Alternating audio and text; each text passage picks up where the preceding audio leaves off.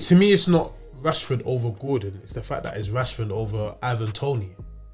Oh, that's where I'm at. Because I think taking Kane, Watkins, and Ivan Toni, you got 3 strikers you can only play strike, and we never play two up top. Never. That's not needed. I'm not gonna lie. Listen, I'm there for it. There's so many. I'm there for it. If Real Madrid scraps, bring me some of that. Because Real Madrid scraps. Hey, that brought me Ozil. I don't mind, innit? I don't mind. So we fall out the pack, innit? Is that Maria to United? Bro, who is it? Diaz, Rodrigo. I'll take it. I think Florian Wirtz is going to have an amazing tournament.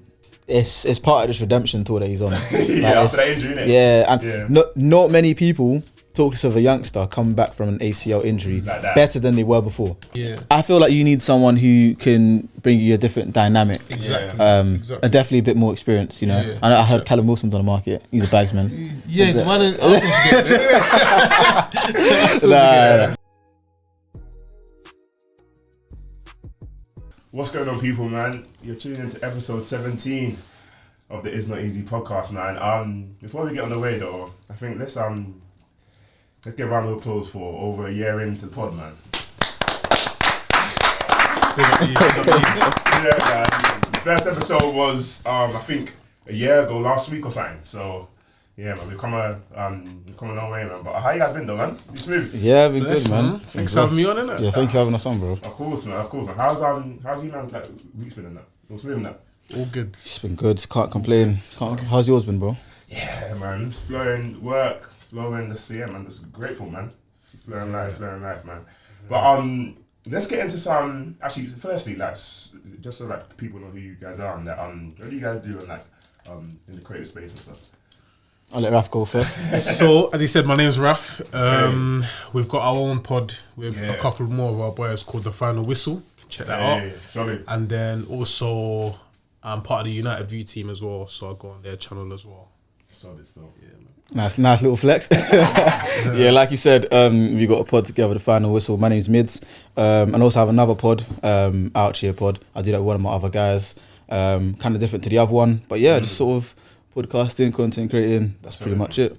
No, sorry, man. That's it, man. But let's get the show flowing, man. So we've got some quick fire questions, yeah?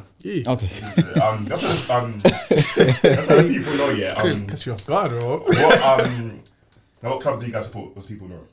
Man United. Best team in London. Okay, Arsenal, okay. Thank you. Yeah, cool, same, cool. Yeah, Arsenal, just so people know, you're cool. First question. Finishing second with no trophy or 8th with FA Cup? Second with no trophy. Why are we doing this though? We can't start. What do you mean? Answer the question, bro. Can't do that. Answer the question. That's invalid. I'm not answering that one. It's quickfire. Calm. Second. Second, yeah? Second. And you're saying 8th with the cup? No, second. Oh, okay. 100%. Cool. Okay, so I've been there before. I don't like it. Yeah, okay, I prefer second a lot better. Yeah, okay, cool. Yeah, cool. Same. Let's start back. Yeah, cool. Bruno or Odegaard? Odegaard. Bruno. Let me say Bruno over Odegaard. As a cam. Bruno is top 3 cams in the world. Okay. Top 3 cams in the world. Obviously, he's playing in a team in which, he's surrounded by players that maybe are not at his level. Yeah. But what we saw against City in the final, and in a few of the games leading up to the final, obviously he missed that Arsenal game. Yeah. But he's a great player. Yeah, he did. Oh, yeah. He was injured. He's not usually injured. That's another thing. Yeah, he did miss that game. Yeah. He's always available for us as well. And then he was back the week after, innit? Just coincidentally. It's cool though. Yeah. Okay. Anyway. But I think Bruno's quality, man. Yeah, Bruno. Cool. And you? Odegaard, I mean, kind of like you said, top 3 cams in the world, but Odegaard ain't 3. Like, I think personally, if not for Kevin De Bruyne, he's probably the best in the world. Like, what he does on the ball, the vision, the weight of pass, and then even if you think about like the other things as well, so his dribbling and his work rate as well.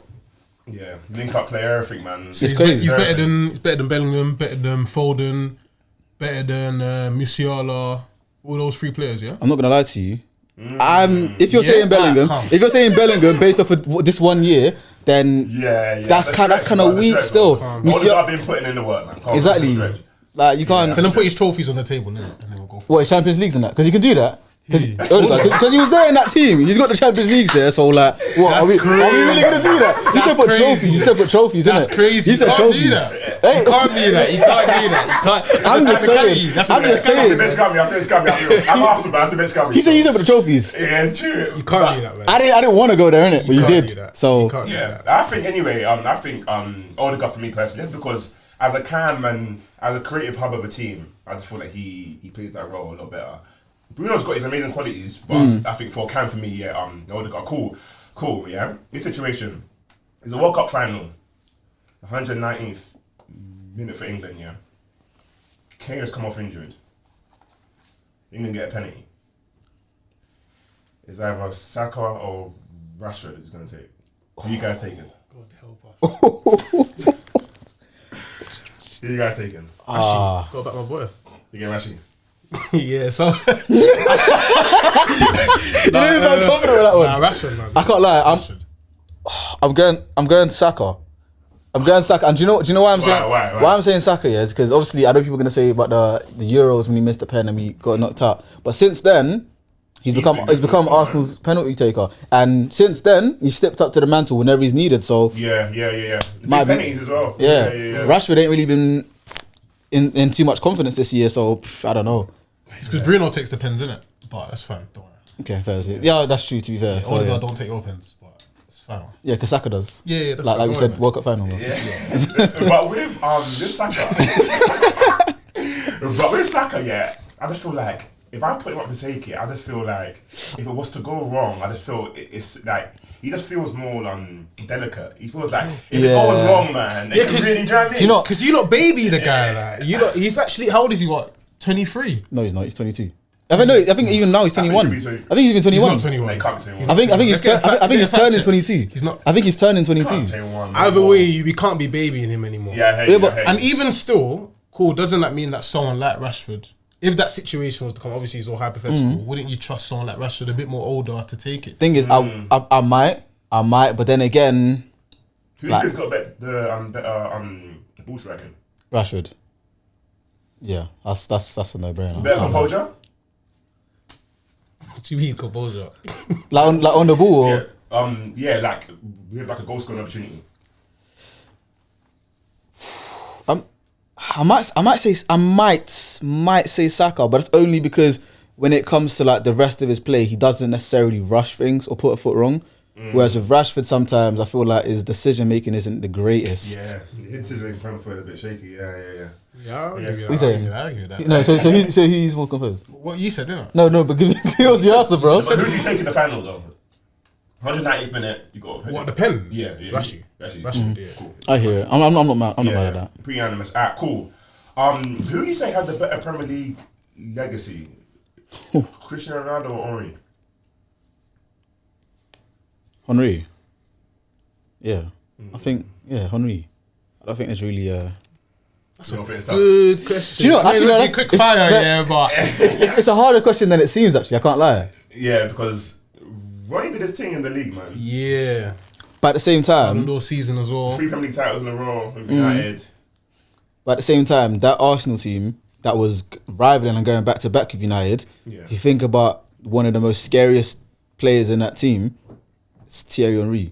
Like, till this day, his assist and goal record hasn't been broken. No, but don't you think the Arsenal defenders were petrified of Ronaldo as well? But I hear it, but I think it's different levels, because I think people were only like petrified of Ronaldo when he became that Real Madrid Ronaldo, and it's like, this guy is like Thanos, he's inevitable. Whereas Henry, when he was at Arsenal, he was like he was. But even when Ronaldo was at United, he was still that's when I think him off the left at United, raw talent from Sporting was maybe. It was quite scary anyway. I'm not going to say he was better than he was at Real Madrid, because that's just not true. But I think the Arsenal players were definitely frightened of him then. Yeah, I think. But there's clips. Yeah, there's clips, but there's also clips of TH14, bro. Like from young. So it's different. It's but I think the Ballon d'Or in the Premier League, and he won the Player of the Year that season. Premier League. It just feels like it feels cemented. I can't lie. It is nuts. But it feels cemented. At the same time, but Henry's legacy in the Premier is nuts though. His records, like, and he's an invincible. Like, that's a tough one. I think Henry might edge it. He might just edge it. But that every now and again on Twitter, like, I see that clip of Ronaldo away at Highbury with 19. Yeah, like 2 goals, and I was just like, and then you got the free kick as well off the right hand side. I can't remember who was in goal as well. But the free kick, the knuckle ball. Champions League. Listen, he's got some legacy moments, man. That one still scarred me till this day. I can't lie. But at the same time, I'm watching that game, heartbroken that game, man. Thierry Henry's magnificent 2-touch finish from outside the box against United. Top bins. They're both legacy acts, man. Both of them. Both legacy acts. That's a hard one still. Alright, cool. Last 2, or maybe last 1, yeah. Unbeaten season or treble winners? Treble. Okay. Wait, you mean unbeaten in all comps or? No, it's a league. Nah, treble. Might take unbeaten. Okay. Yeah. How many trophies do you get for being unbeaten in the league? You get 1, clearly. How many trophies do you get from winning the treble? It's in the name, 3. But you get 1 golden one. There we go. Golden. Raf. Yours ain't golden. Yours ain't golden. And we got 3, so I'm not worrying about the colour. No, but I'm just saying, like, to go unbeaten, that means, and people try to do this online to discredit the Invincible, saying, we lost 5 games that season because of FA Cup. In the Cups and that, Champions League. Like, if you're talking about a league strictly, and I don't lose to anyone else in the country over a 38-game season, I'm taking that. Can't lie to you. It's too special, man. It's too special. I'm taking the treble. Fair play. Next one, yeah. So you got 2 options here, yeah. Either Mo of the boys, or Barley of the missus. Missus, man. It's a draw. This is a draw. There's a gun behind the camera. Let's choose wisely. Can't lie. What's more fun to you? Like, if you could choose, like, what do you more enjoy more? DLT Mo of the boys or Barley of the missus? It's a political answer still, can't lie. I might. Do you know what, Mo would demand of me? I can't lie. Yeah. Just because it'll be. That's my answer then, man. Let's park that one, yeah? Yeah, just park it like this. Please, I can't elaborate on my answer. Alright, cool. But let's get into it, man. So obviously, like, during this week, the Euro scores have been announced, man. And there's been a lot of talk, a lot of narratives going around, a lot of the decisions and so on and so forth. But starting off though, you know when you saw the finalised squad from Southgate? Yeah. What were you guys' initial thoughts? And do you want to start with the people who were like in the bigger squad and then got taken out? So that was Kwanzaa, Brentwaite, Jones, and Maddison. Grealish and Maguire. Yeah. But yeah, I think the younger ones that you mentioned, because the reason why I said Grealish and Maguire is because those are the ones that surprised me more. I think Kwanzaa going out expected, Jones going out expected. Yeah. Braithwaite, I think, is unlucky. Very unlucky. Especially because Maguire's out as well. But honestly, Southgate, I don't know what he's doing. I'll be real. I'm not too impressed. I'm not impressed. I'm not impressed. How do you guys feel about the squad overall?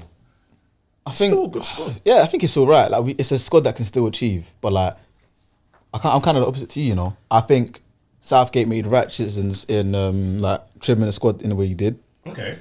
But at the same time, I don't really have that much faith in Southgate. But the squad is good enough, and the squad has been good enough. But you know, Lewis Dunk is going. And listen, bro. You see Southgate. I gave him props because he's axed his boys in Maguire and Grealish. He's axed those two because they shouldn't be on the plane. But people like Lewis Dunk, it feeds back into the reason why England have never won anything since the 60s, and the reason why England don't look likely to win things is because they're used to sort of the same characteristic in player, and especially centre halves. When you've got people like, I will say this until he gets his call up, or until. Do you know what I'm saying? So Mori, he's proven himself. Marginalised, man. There's nothing else that he can do. Do you know what I mean? And then even, you know, if we're not saying Tomori, there have been players that have been playing a lot better. Like, for example, before the whole World Cup fiasco with Ben White, he's been playing great for Brighton, great for Arsenal. Yeah. And it was like... You never got looking, did you? Exactly. So... Yeah. How do you guys feel about Brentwaite, his situation? Because if you look at the makeup of the centre-backs that we have, it doesn't look like we have any natural left-footed centre-halves in the squad. How do you guys feel about that situation? Yeah, I mean, he might be thinking about putting Luke Shaw as a left centre back. Maybe not to start off with, but I mean, it's an option. No. I hear it. I'm disappointed. I can hear that, innit? I can hear that, but that might be his fault. That alright, cool. If I need to play a left-footed centre back, say someone gets injured, Luke Shaw he is an option, whether you like it or not. He is an option there. Yeah. I think it's a risk. I think Braithwaite deserved to go after the 100%. season he had. Obviously, at the start of the season, he himself would have been thinking that it would even be in with a shout. But after the good season he's had, I think he should have been chosen. And like, I think he's played most of Everton's games, if not. I think he's played 35 or something this season. And Everton's defence have been one of like top 5 in the league. So it's like, what more can he do? Lewis Dunk for Brighton haven't been great this year. So shocking defensively Brighton this year. You know what I mean? So again, how would you guys structure your back four? In terms of assuming that Luke Shaw's fit. But he's not fit for the first game though. But he's not. If he's not fit, I'll start Trippier on the left. Yeah. Centre backs of Stones and. Don't even know. It just feels uninspiring, man. It is 100%. Like I feel like if Brentford was there, like he would be like a natural. He would have centre back alongside Stones. It feels cool. I've got a back line that even though like they haven't played like a lot of games alongside each other, but it just still feels at least cool. You got the profile that can work. But like if you put let's say for example you put the Mark Geiger along Stones. It just feels like I'm not sure how they're gonna mesh together. Especially compared to the rest of the team is full of like, in my opinion, world class players. And then you get to the back, and then it's just like, whoa, you've got Stones who's world class, and we've got good right back options, but centre back pairing and left back is a bit of an issue. And that's the base of a team. Like if that's not set, do you know what I mean? Like that's one of my biggest criticisms of Southgate, because I feel like he's not picked a natural. Like I feel like, as a coach, your defence should be the most solid thing and the most you don't, like for example, you can put a right wing on left wing and he might do the job there. You can put a centre mid maybe a bit higher up to that 10 position and he can potentially do the job there. But I'm not so hot on putting a right back in left back or putting a left back in. It feels unsecure, innit? Yeah. Unsecure. But you know what? A criticism that I do have of Southgate is that if it's like with Harry Maguire, like he's been someone that let's say the past 18 months, and we know the form that he's had, but he's been great for England. But with the age and the stage of his time that he's in, you should be thinking about the future in terms of after Maguire, who's going to be my pairing? And it feels like he's had no plan. Okay, cool. These two will be my pairing, and this is how we're going to push forward. So now that Maguire he's injured, it feels like it's up in the air now. Like there's been no plan B. Okay, cool. Who's my pairing going to be? Past Harry Maguire, and it's just it feels up in the air, man. It goes back to why I said I don't think Southgate's the right guy, and I feel like it's just he hasn't. Obviously, it's very hard comparing domestic football and international football because with the coaches you don't get as much one-on-one time with the overall team, and it's kind of hard to establish a way to play. If players are coming from City and Arsenal where it's more possession based, then you've got players coming from United where it's a bit more counter-attacking, and other sort of teams where it's all very different. But at the same time, he's put no thought into that. He's had his favourites and he's stuck with his favourites, and then he's been quite arrogant and naive when it comes to his in-game management, thinking that my favourites will do the job, and then if needed I'll bring on someone from the bench and hopefully they can inspire something. But to play devil's advocate though, if you look at the rest of the team, it's full of even the world class players that I was mentioning, someone like Foden, Bellingham, Saka. These lot are 22, 21 years old. When you look at our defenders, you've got Stones, who's I don't know how old he is now, maybe 27, 28, something like that. Roughly, But then you don't. These lot, the other attackers, they're doing it at their clubs to a world class level. But it's not really Southgate's fault that there aren't younger players that are playing at the same level as those attackers, if that makes sense. I mean, you got to do it at club first. If there were centre-backs who were, playing in Champions League finals, winning the league, cool. Of course Southgate will play them. No, but that then plays into the question, the massive elephant in the room. Why doesn't he pick Tomori? Because Tomori proved himself So fair enough, they didn't get past into the Champions League semi-final last season, but then he's proved that he's been one of the key defenders when they won the Scudetto. Yep. So surely that wealth of experience in Italy should translate. Exactly. Whereas someone like Maguire, who was under such a barrage from the media, wasn't really playing at United, and then even when he wasn't really putting in the most convincing performances. What, this season? No, I'm saying like last season. Oh, okay. And 18 whatnot. months, innit? Yeah, like last 18 months hasn't been the greatest for him. Yeah. There's been nothing like since he first came to United or even at Leicester. Yeah. You like Maguire? No, I'm just saying. I'm just comparing the two, and I'm like, I get what you mean, but Southgate doesn't really care about that unless it's staring him right in the face and everyone is asking these questions, which goes into why Ben White had a call up in the first place. Yeah. And then,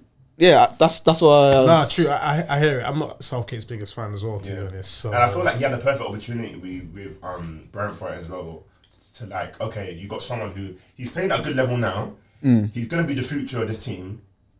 Bring him into the squad, man. Yeah. Like, bring him in. Like he's got like a unique profile as well. To bring him into the squad, but we are where we now. But who would your back four be though? I would, if Luke Shaw's fit left back, if not Trippier, unfortunately. But then I'd put Kyle Walker right back, and I'd go with Conte and Stones as my centre back pairing. Yeah, that's fair. No, Trent. I'll put him in midfield. And there's a lot of people say that, you know. How do you think about the midfield? Because I talked to someone the other day, and he says that he envisions Rice and Trent as a double pivot. See that? How do you that would be chef's kiss. That'd be amazing. I don't know You think Trent about can do it that. there though? Yeah. At top level. I don't know if there's enough ability. I like the ability in terms of passing range of Trent and even of Declan as well. But in terms of carrying the ball forward, I would rather have Kobe in midfield. And I know I'm a United fan, so that's gonna sound biased. But I think having Declan, Kobe, and Bellingham as a midfield three, and then having Trent on the right. I think Trent in right back, but also if we come up against someone like an Mbappe, right, on the left hand side, you put Walker there because you know on the 1-on-1 he's going to be better at dealing with that than Trent.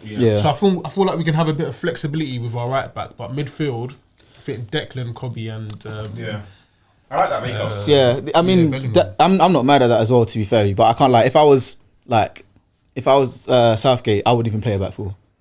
I'd play a back three because I feel like it allows us to get the best out of all of our players.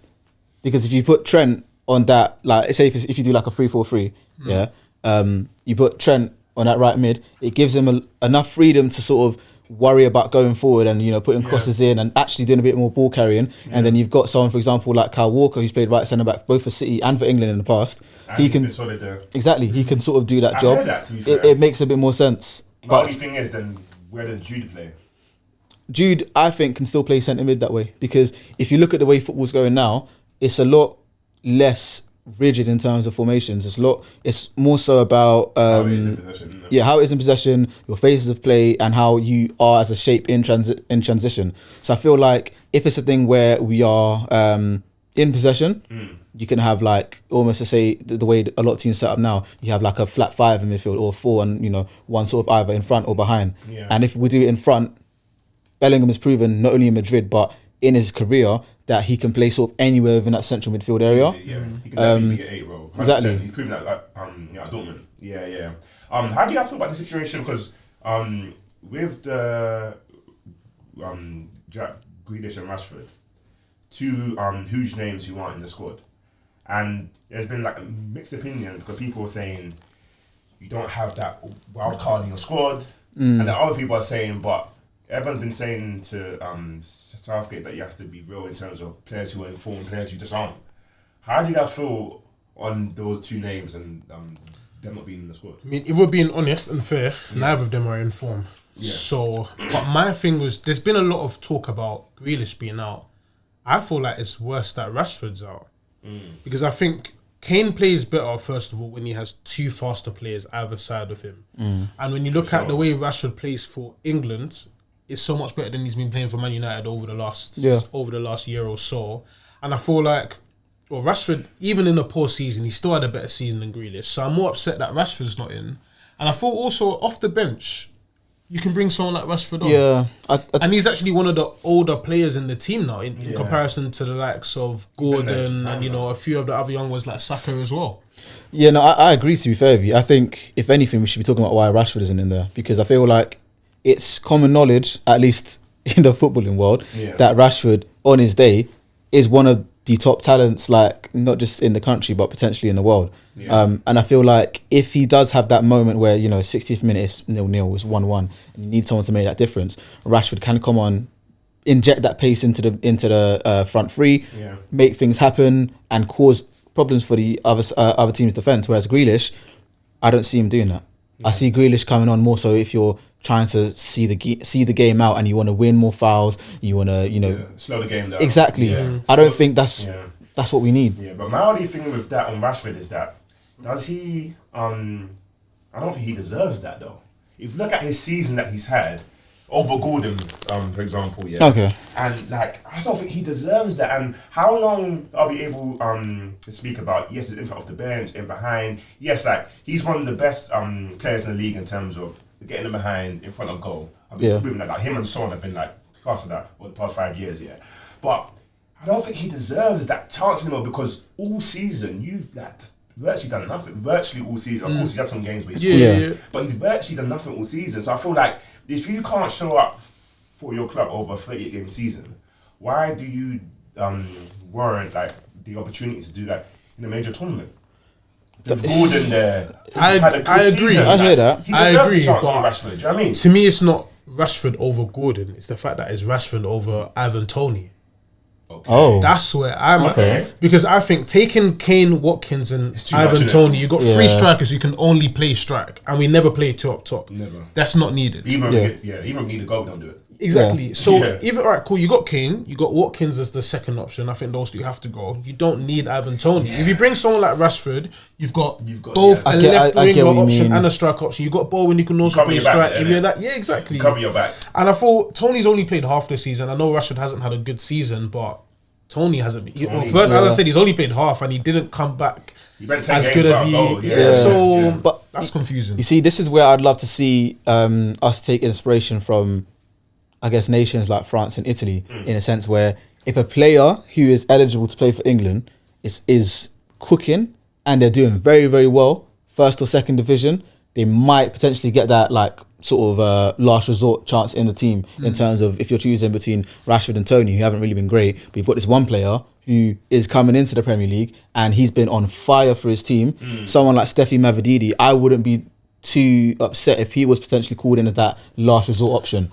Only because this is top level football though. I do get it, but it's a thing where you need to allow players to understand that if you have a great season, regardless, you are going to be in the conversation. Do you get what I'm trying to say? No, there's got to be a limit for that though, because that's like me saying I've had a great season, whatever league I might be playing in. So therefore, Gareth needs to call me up. No. So there has to be a limit. I feel like, Euros, World Cup, this is the world stage. This is elite level where you play the best players. If you haven't even played in the Premier League yet, or you haven't played in the top division in any country yet, you can't go to But to be fair, in Mavididi's favour, he has. Because he did it in the French first division, and he was. No, cooking. I mean in the season that you just come in. We're talking about form. First. You need to be in good form. Being in good form when it comes to this level means you should be playing at this level all season. Which I hear. I'm just saying. So for example, it's a 26-man squad this year. So if you've already had your 23, and then you're 24, you're 25, and you're thinking you've got 1 or 2 last picks. And the people that you're sort of picking for in that front area haven't really been doing great at this top level for the last 12, 18 months. But then you've got someone who, over the last 12, 18 months, bear in mind, they might, just be trying to get their team back into the Premier League and whatnot, like Mavididi is. I feel like if they're having a really good season, which he is, he should potentially be an option where it's like, okay, do you know what? We will bring you around the team, and you might not be, you're not going to start. You might come on the bench or not. It's up to you to prove that you deserve to be at this level.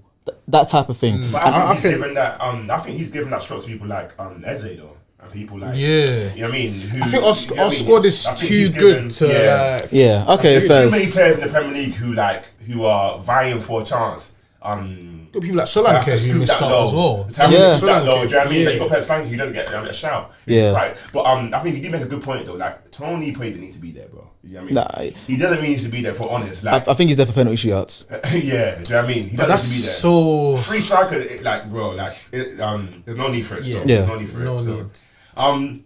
No, but it's interesting though. I did hear quite a few interesting stats about this squad. So apparently So 19 of the 26 players in the squad have played in the Football League at some point in their like stage of their career, which is quite interesting. So, as in the lower leagues? Yeah, the Football League. So in Championship, League One and League Two. And 13 players in the squad have started their career outside the Premier League. Which is interesting. So players like Toni, Jared Bowen, Watkins as well.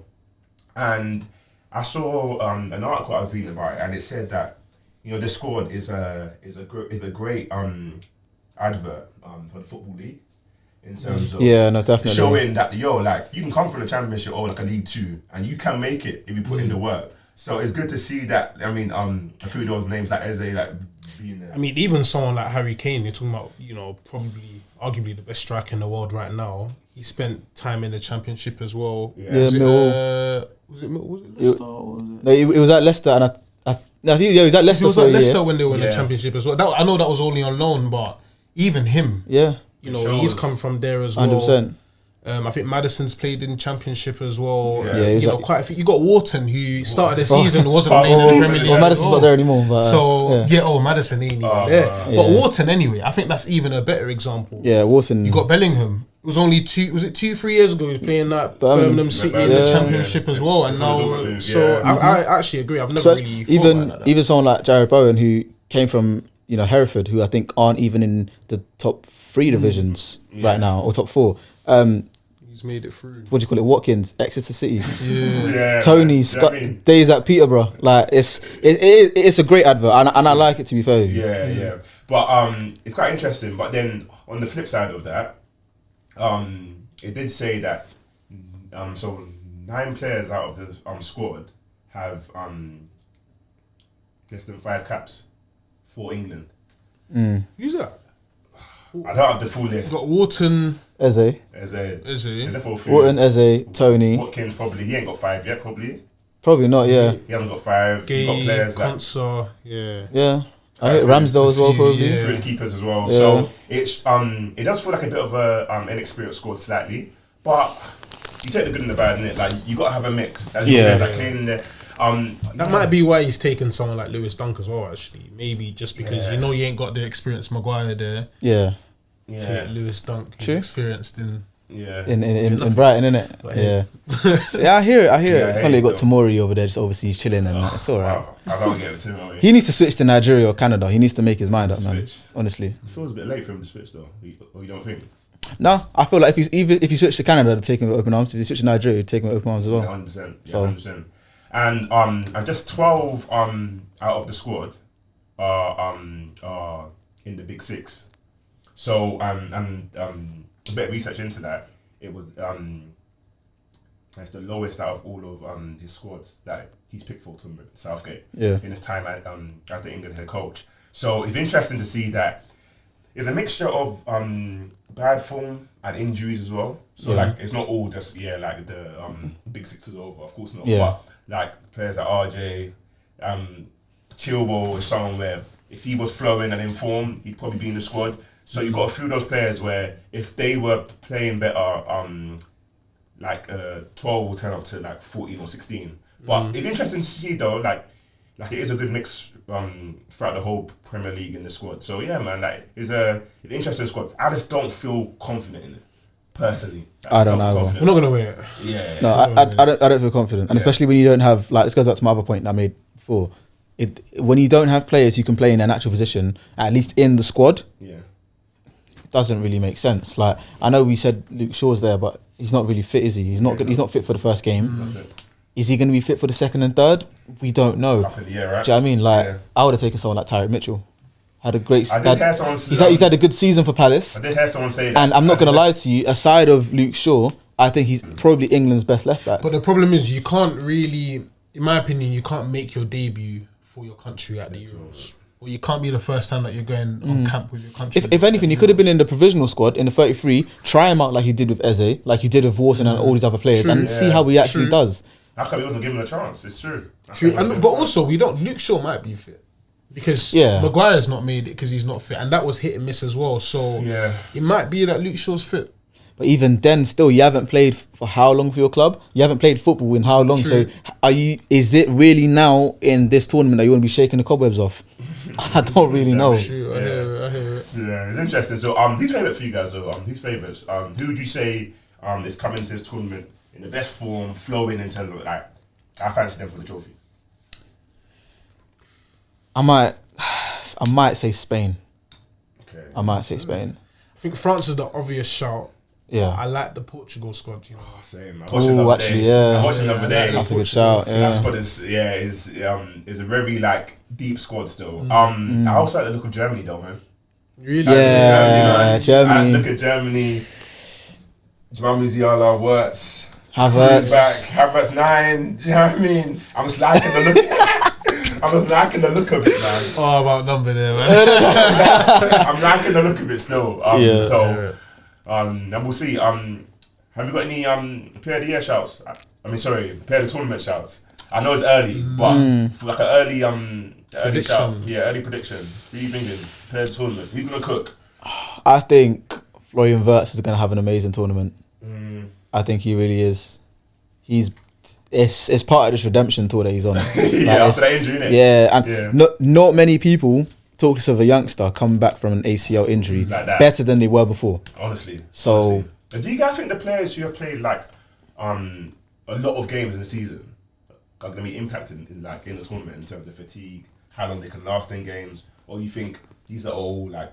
It's down for Southgate to manage that, really. Yeah. I feel like it's all about how they train. Obviously, they've had some time off now. Yeah. I know the guys who are playing for Real Madrid, well, Bellingham actually only. They got an extra week, I think. Yeah, but you know, they've had some time now. I think they should be okay, really. I think they should be okay. And at the end of the day, every country that's participating in Euros, or at least the top, we're in the same boat here. Top nation have the same problem. Innit? Yeah. So, In terms of the player of the tournament, I was gonna say I'm backing my boy Bruno. Just want that clips in it. Okay, so I'll come back to this. I'm backing Bruno. But you know what it is, he's a great tournament player. Yeah. He's a streetwise. For international, like Chance Bruno. No, international. No, I know for Portugal, Bruno does well. I just ain't hearing it. I'm just not hearing it for player of the tournament. Chance creation, his ball striking in key moments.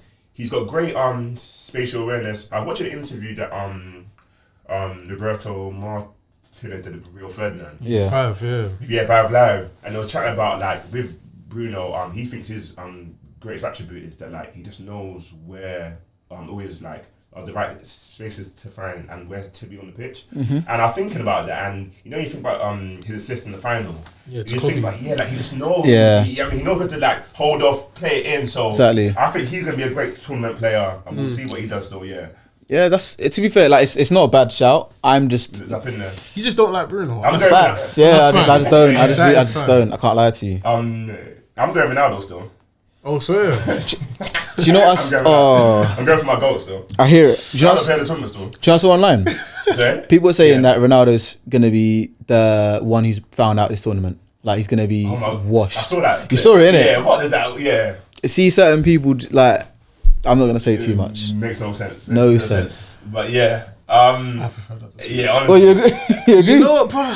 Oh, what you? You know what? It's because we don't really know the level of the Saudi league yet. So yeah, he's scoring a lot of goals there, but we don't really know how that ranks up against. Obviously, he's nowhere near as good as the Premier League. Yeah. But he could get found out in the Euros, man. You actually never know. But do you know what we do know? Who Cristiano Ronaldo is. And who he was or who he is? No, who he is. Because no, who he is. Not even who he was. Who he is. Listen, even when he went to Saudi, when he went to United, people were saying, "Oh, he can't do it in the Prem. He's too old." 18 league goals. And then even the season up, Saudi league. Yeah, no. I'm saying Prem. When he went to United, when he came back to United, the guy still lit up. He still dragged United through the Champions League. I'm sure. Like it's Ronaldo. Like it's not like we're talking about Iniesta, who's playing in Japan, getting called up for Spain. We're not talking about that. We're talking about Cristiano Ronaldo, one of the greatest players, if not the greatest player we've ever seen. Also, the Saudi league, like Benzema went there, Neymar, other players who are like over a lot younger, and you could say should be more in their prime, right? They haven't done what he's done there. True. Benzema hasn't scored like over 15 league goals in Saudi league. True. But to be fair, Neymar hasn't done that. You know what I mean? Benzema's a weird one because I saw he was beefing his manager. Yeah, he had some issues. He had some issues as well. But yeah, man, I hear that. We'll That's see a how good it point, goes. though. You know what I mean? That's Like, a good point. Our top players have gone there and haven't been able to replicate that. So we'll see where I go on though. But let's move on though. How you guys feeling about Mbappe, man? Mbappe finally got out of the hood, man. I don't think they let him out. You know. You don't think? I don't think they would let him out, but he's I like it, man. It's good. How do you guys feel like he's gonna fit into the team though? Under Carlo Ancelotti. It's all about ego, you know. It's ego because obviously they're all left-sided. Rodrigo, I think, needs to be the one to bite the bullet and just play wherever he's asked to play. He's not in a position to really talk too much. But I feel like it would be best if Vini's on the left, Mbappe up front, and then Rodrigo on the right. But it's all about how Mbappe takes it in terms of him not receiving the ball as much as he would like to. He loves to get on the ball, Mbappe. That's the problem. He loves it. But in terms out of the three of them, he's the best striker. 100%. Yeah, I think he's the best player out of all three of them. Yeah, obviously, yeah. But I think as a nine, I think that's debatable. Well, current form. Him and Vini. Hold on. What do you mean? Vini Jr. Like he's right up there with Mbappe. I wouldn't say he's right there with Mbappe, but he's right up there. No, he's right up there with currently Mbappe. No, he's not. No, sorry. Over the last season, would you not say Vini's the best player in the world? Nah, I'd still say Mbappe. So look, I can't lie to you. There's things that I've seen Mbappe do that I'm like, no one in this world of football right now is doing that.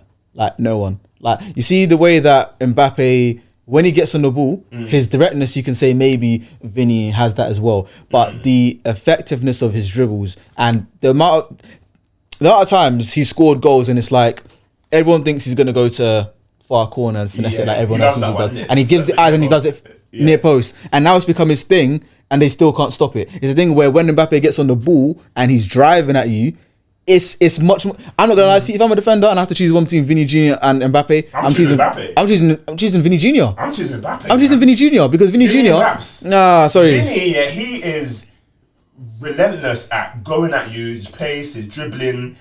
He's good in front of goal as well. Also, I would personally say he's got more flair than him.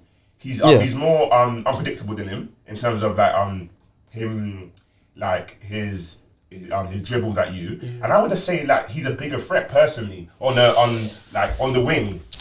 I don't think anyone's better than Vini in the world right now. I don't think anyone he's better than I don't know. In the world right now. I don't know. I think the only thing that is a detriment to Mbappe is that he's playing at PSG, and I feel like now finally he's at Madrid, and now I think he's gonna even have a different role in comparison to what he had at PSG. Though. I'll give you that. Mbappe, he's more prolific. Like he's got like he will score like 30 goals, 40 goals a season. He's got that in him. Where with Vini Jr., I guess you could say he got a different role, but we haven't seen him score 30 goals. Like, so I mean that type of prolificness. You know what I mean? It might be that Rodrigo isn't in the starting 11, and it's. I don't think he will be. No, I think he will. Mbappe on the right or something. I think Rodrigo is still playing in the starting 11. You think? Yeah, but like even with Mbappe, we've seen like last World Cup, that final. Yeah. I'm not gonna lie to you. Vini Jr. isn't resurrecting France's dreams like that. No one on this planet. That was crazy. No one on this planet in this day and age is doing exactly what Mbappe did in that final. I mean, he's got that in him though. But I hear you. I'm saying he done it. You gotta give it to him. He's done it. You gotta give it to him. I'm saying off the last year, over this last season, what Vini has done, like. I'm not gonna lie to you. I think Vini's obviously had a better year because he went all the way to the final and he won, and he actually pulled up with clutch moments not only in the final but in the semis as well. I hear it. He did it against who was it the previous round? Man City. And City, he did it. Do you know what I mean? So he's always been. Do you know what I mean? Yeah. But yeah, it's interesting. And also, you know, Vini Jr. He's got I think in the past, in his last like 4 or 5 Champions League campaigns, he's got like 12 assists in the in knockout stages. Yeah. The most. Yeah. How do you guys feel about the debate about him and Neymar? Like how he's kind of. I'm not hearing it. He usurped his legacy. You can't hear that.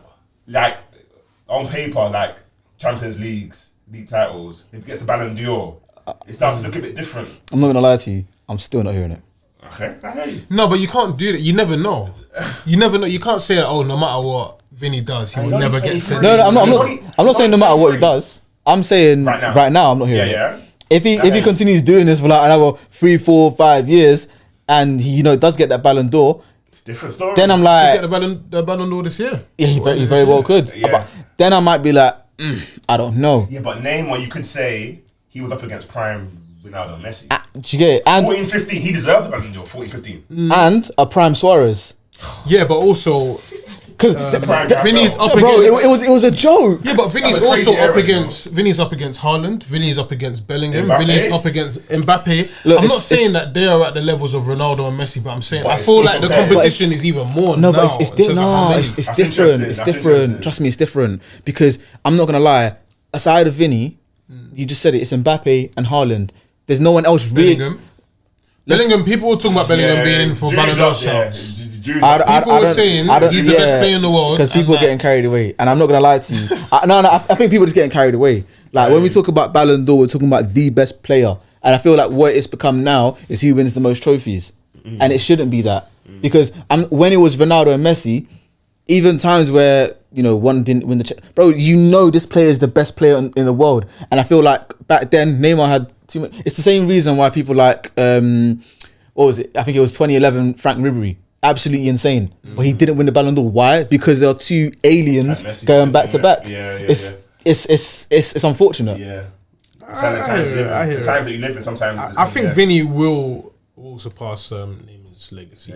Yeah, my only thing is, think he will. If he continues at this trajectory, then I think he will. But my only thing is, I don't think he will internationally. I don't think he'll score as Neymar. No. But at club level, I think he can do for sure. I think it also depends on the career path he takes. I think we had this debate the other day about the path that Neymar took by going to PSG and all of that, and whether that was a good or bad move. Yeah, that PSG move, man. Yeah, I'm not sure if that helped his career. So if Vini makes the right decisions transfers wise at the right times, I think we'll stay on his career. If he does that, he can surpass. If Mbappe comes and there's a falling out between the two, and Real Madrid have to choose one, it's do you know what I mean? That's the thing. The egos now, and you got Jude. But you could say though, Carlo Ancelotti is the best coach in Europe. I mean, if you want to deal with those egos, I think his experience with the best players in the world. Like he's the best person in Europe to do that. But yeah, man,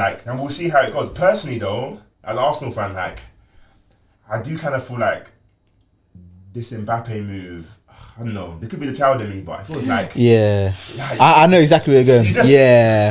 Man. The league they just won the Champions League in the league. You're going to go and join them. It feels like, bro, you could have taken a bit more of a fun. What would you do if you were him? What would you do? Honestly, if this is me on player career mode of FIFA, I ain't going Real Madrid.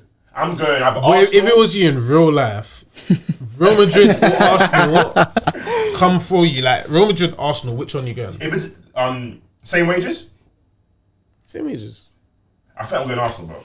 I'm not gonna lie. Listen, the thing is, the path is there. Everything is there for him for him to follow in the steps of TH14 and surpass it. Honestly, that's why I was like, heritage. It makes sense. It does make sense. Guy.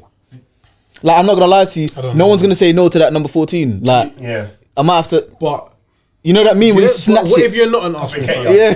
What if you were not? If you're a Real Madrid fan? Yeah. And Real Madrid came for you now. Yeah. See, if I'm a Real Madrid fan, it's different. That's what I'm saying. For TH14, we don't know Barcelona may have not been coming in for him at that point where he decided to go for Arsenal. Yeah, you don't know his option basically, innit? When he went to Arsenal? Yeah.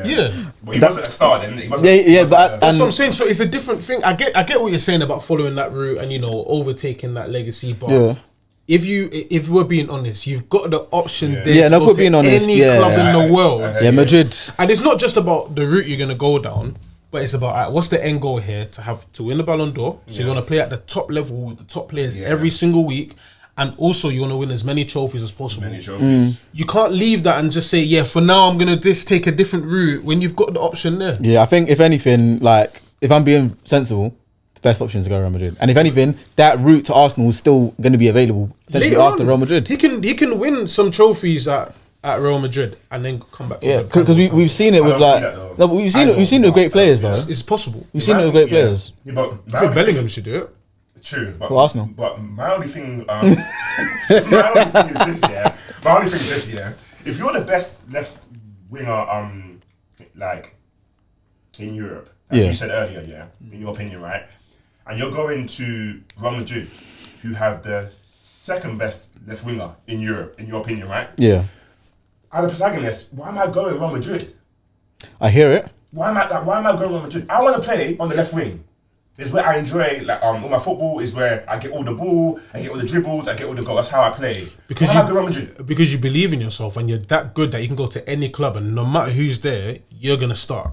So, but see now you're going for a battle.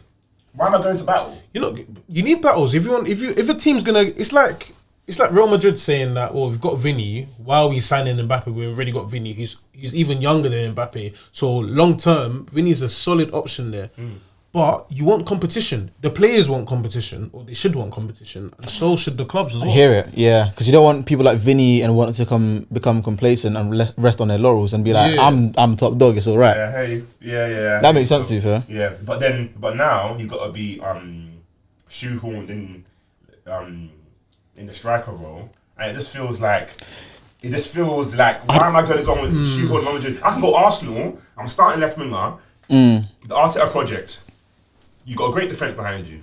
Odegaard, Saka, Kai. Like you've got top players now. Like it's not Arsenal back in the day. Like you've got a world class team. You got probably Arteta, the top 5 manager in the world right now. I'd say. Yeah. Do you know what I mean? Yeah. Like you know what I mean. You don't agree? You don't agree? I don't like to admit it. I don't like to admit it. But I'll say yeah. You're the top 5 coach. Yeah, like you got that project there. Yeah. I'm saying, you know what it is? I'm going Arsenal, man. I hear it. Real Madrid is there, but like it makes sense. Champions League every year, bro. Yes, look, I'll be thinking, I want to win. Because realistically, I'll be thinking, all right, if I go to Arsenal, chance of me winning the Champions League, it's a possibility. I'm not going to write that off. Yeah, it's not. But the chance of me winning the Champions League at Arsenal over the next 3 years is going to be tough. If I go to Real Madrid, gonna be less. I'm gonna win the Champions League. But Mbappe changes those odds for Arsenal, though. He doesn't really change odds for Real Madrid. That's true. Yeah. He does change the odds. He moves the needle for Arsenal. He doesn't really move the needle for Madrid. Just won the league and Champions League. He won't change it that much for Arsenal if he was to go there. No, he'll change it a lot. He'll change it a lot. You need the whole squad, not just. No, but because when you think about over the last 2 years, that's like saying, okay, he had PSG. How many times did he win the Champions League with PSG? All the brilliant players he played with as well. But the team wasn't the same though. The squad that Arsenal have.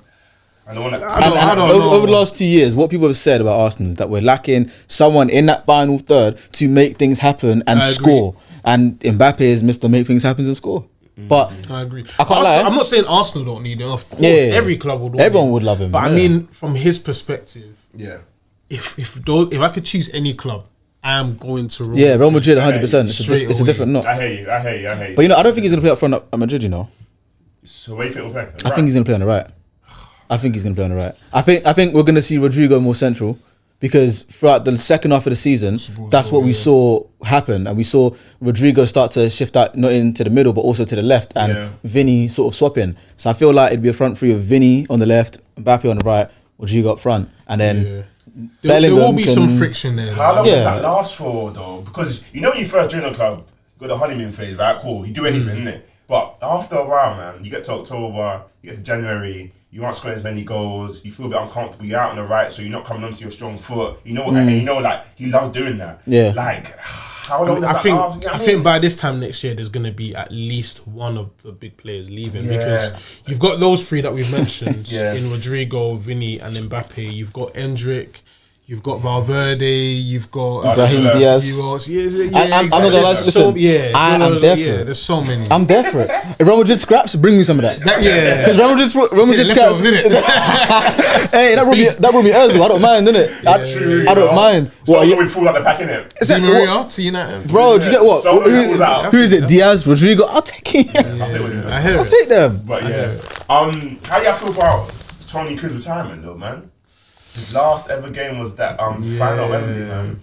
Yeah, it's. Where does he rank for you guys? Where does he rank for you guys in all-time centre mids, man? He's definitely up there. He's high up for me, man. I think I put him above Modric, even though Modric won a Ballon d'Or, and rightfully so. Yeah. I would put Kroos above Modric in all-time centre mids. I think.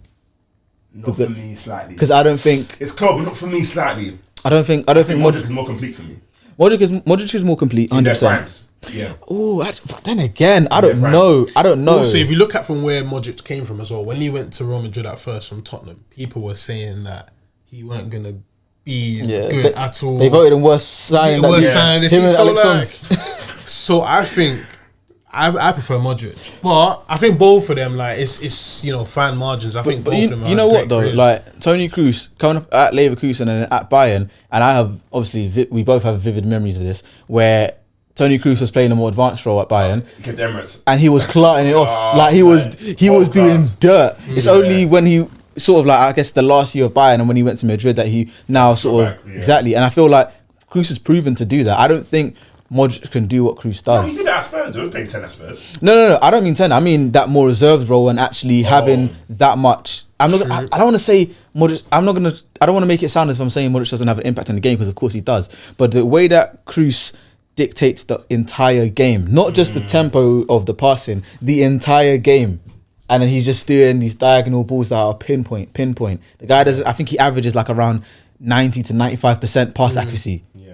A season, not a game. I think it's tough between the two. He made the most free balls into the final third in Champions League this season as well. Yeah, But I would just say, I think the reason why I prefer Modric in his prime, obviously, is because he was just an engine, man. Yeah. He just kept it ticking. He was so like in how he approached the game, how he kept the ball, how he progressed the ball, how he beat the press. Yeah. Unreal in his prime. Do you know what I mean? So it's true. Yeah. And another thing is, I always have a bit more of like favour for people who played in multiple leagues as well. Okay.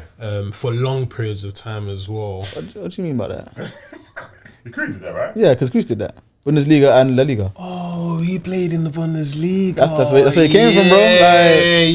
He called that Bayern, Bayern. Yeah, at Bayern. And he was good at Bayern. It wasn't even like he just, When Lahm started coming into midfield and it's him and... Nuts. I think it was short-lived, but it was crazy. Yeah. Serious thing from him still. Man. Him, Vidal, Thiago there as well. Unreal team, yeah. But yeah, it's a tough one, It's tough still. I think with Kroos, I think it's great to see him end on a high, and I saw like a lot of people saying that it's good to see like players end on a high. Like he's world class and he's ending. He's going out on his own terms. So it's great to see that. And of course, he's going to have his last chance at the Euros, isn't it?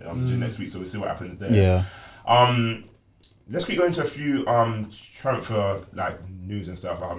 How you guys feeling about you guys' transferring though? And how you guys feeling about Sesko as well? Because there's a lot going on about him in a minute. There's a lot flying around about his release clause.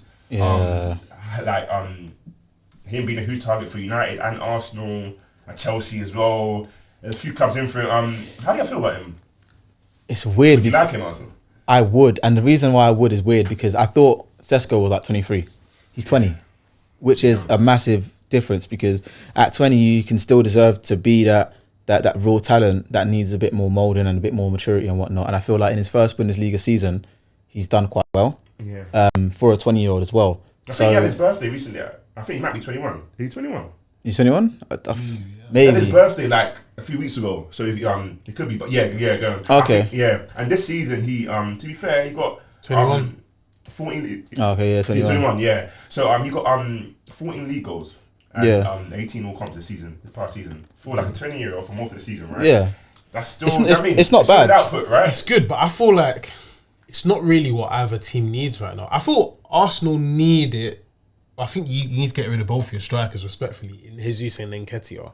Okay. And I feel like you need two strikers. You need a younger one and an older one. But I feel like the priority for Arsenal right now should be getting an experienced striker because you have a great squad right now. Yeah. And I feel like striker and left back are your two missing pieces in this jigsaw. And I feel like once you get the striker and left back, you guys can take it to another level, both in the league and also in Europe. Yeah. And I think with Man United, we already have a young striker with great potential in Højlund. That we also need an experienced striker more than we need a younger one. So you can. So I don't really want Sesko. Yeah. And to be fair, they're like similar profiles. Like I think Sesko's 6'5" or 4, and Højlund is. I feel like you need someone who can bring you a different dynamic. Exactly. And definitely a bit more experience. You know. Yeah. I heard Callum Wilson's on the market. He's a bagsman. The man. But definitely need an experienced striker. Yeah. I'm not sure how I feel about Sesko, if I'm honest. Only stylistically, but I do get his different option, and I feel like with Arsenal, with Kai's form up front in the last half of the season, he's made it a bit awkward now. Because now it's like do we need to spend big with Kai? Yeah. We still need to because we need a different option, and he's not a bona fide striker like that, like yeah. a bags man. So I think it's made it a bit awkward, but we'll see. I'm not too mad at him still. I don't mind. I hear it. Yeah. How are you feeling about United's window though? I heard a few rumours about Bruno being a bit unhappy with how the squad. That's his agent. That's his agent trying to do some work. I think everything's all up in the air because the Ten Hag stuff. Yeah. And I'm so annoyed. Well, not annoyed. I don't care that much. But like, it is a bit annoying though as a fan because I want to know what's happening with the club. I want to know what's happening with Ten Hag. Yeah. Every single year, United takes so long to get our deals going. Yeah. And I was thinking that, all right, we've got these new part owners and Jim Ratcliffe and Ineos that, you know, we're going to do some signings quickly. Mm-hmm. But then to think it's taken so long because all of this manager stuff. Yeah. There's no point in us signing any players without the manager being, you know, sorted out. Yeah. So, but in terms of what I thought we need, I thought we definitely need at least one centre back, maybe two. In the grand season, you think? I don't think he should. Varane's going. Yeah, I think because Varane's going. It's time Lindelof goes, man. Right. Yeah, but we have to be careful because realistically, how many players are you going to sign in one season? So, and then in that side, how many players are you going to let go of? But I think we need a centre back. We need another striker. We need another midfielder, and then after those three, we need another left back, and then we go back to a second centre back. So we have a lot of business to do. So to let players go. It's gonna. I mean, even us letting go of Varane, I think it's very tricky for any club, especially. Yeah, definitely. I think it's tricky for any club because you've got the Euros, and a lot of players don't necessarily want to be thinking about their. As weird as it may sound, they don't want to be thinking about their futures whilst they're in the Euros, and it'll be hard to get medicals done to talk about. It's tricky. Agents as well. Exactly. So that happens on FM. If you try to talk to a player like before a big tournament. Yeah.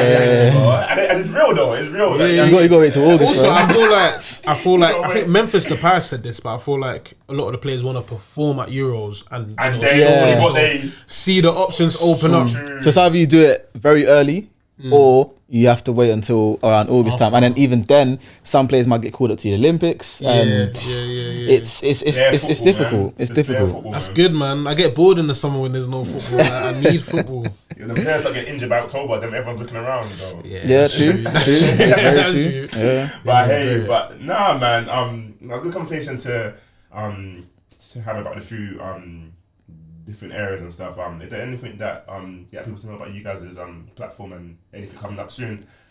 I mean, you can check us both out on The Final Whistle on YouTube.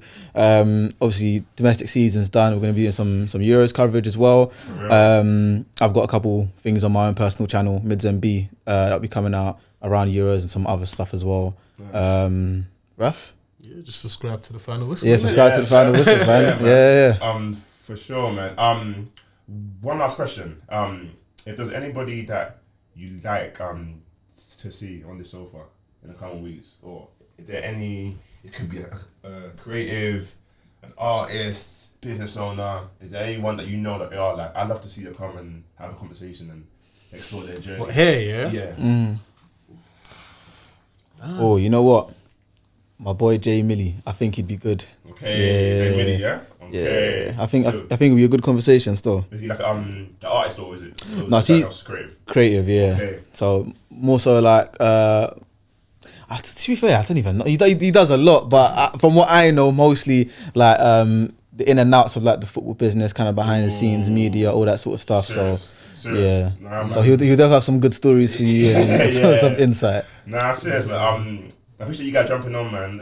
It's been a good conversation. And guys, if you like the episode, ensure that you like, you comment, you subscribe. We've got more conversations coming this summer. We've got Euros flowing. You've got a lot of things happening this summer, so ensure that you're locked in. It's been a little while that we've had an episode, but you know what I mean. We're back below it and have a great week, man. Peace.